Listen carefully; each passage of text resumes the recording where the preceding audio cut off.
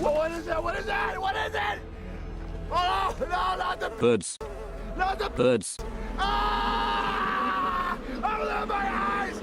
Ah! So this is a god I've always hated the design of and loathed to play against. The only reason I haven't ranted about her in the past on the channel is that she's mostly been a niche pick or something that people pull out if they main the god. She's very rarely been a meta-defining pick that everyone uses, until now. Let's just say there's a reason Aphrodite has a skin based on a succubus. A demon in female form sounds about right for Aphrodite. She's one of those gods that in my opinion should never be allowed to be top tier. Similar to the likes of Loki, though on a lesser scale, Aphro shouldn't ever be a top meta pick due to her core design. I have no problem with her being a mid-tier pick that you can make work effectively, hence why I haven't made a rant on her until now, but when she becomes dominant and is seen on almost every game, she becomes a majorly unhealthy force on the game simply due to her design. Healers in general are not fun to see in every game because it changes the core way that matches are played.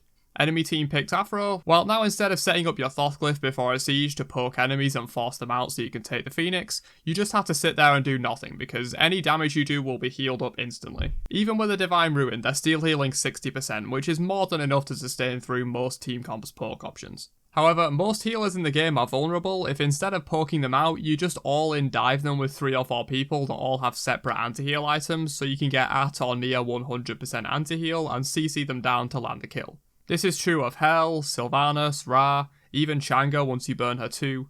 Every primary healer in Smite is counterable using this dive strategy with stacked anti-heal items, all except one, Aphro. This is especially true after the buffs since she now has some pretty insane burst damage from her Bird's back off combo which can actually kill most assassins that try to dive her unless they have magical defense.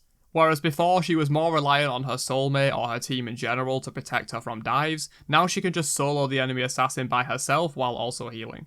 But the main thing that sets Aphro apart from other healers is her ultimate. A cleanse and 2 seconds of complete immunity to everything while still being able to move and heal. Not to mention your soulmate also gets this full benefit while being able to use their own abilities too, making them a super soldier for these 2 seconds.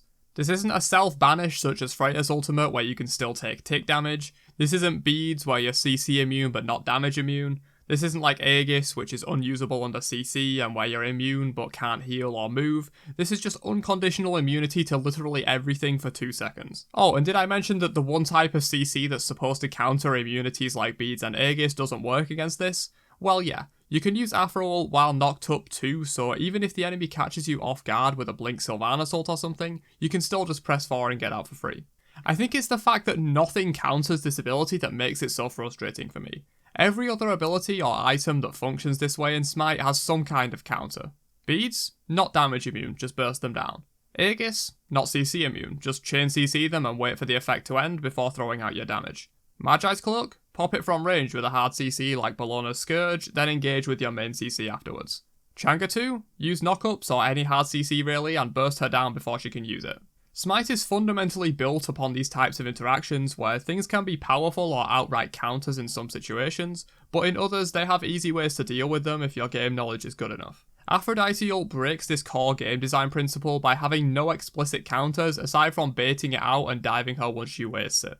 But if you're relying on the Aphro being bad and wasting her ultimate, not relying on your own skill as a player, that's terrible design in my opinion. Anything should be counterable if you're a good enough player. You should never have to rely on enemies making bad plays to win a game. Oh, and did I mention that this ability scales down to a 70-second cooldown at max rank? Well, it does. So even if your plan is to Thor ult this bitch, force her ultimate, and then ult her again on cooldown for the kill, you can't even do that because her ult will be up 20 seconds before yours will be, give or take a few seconds based on CDR.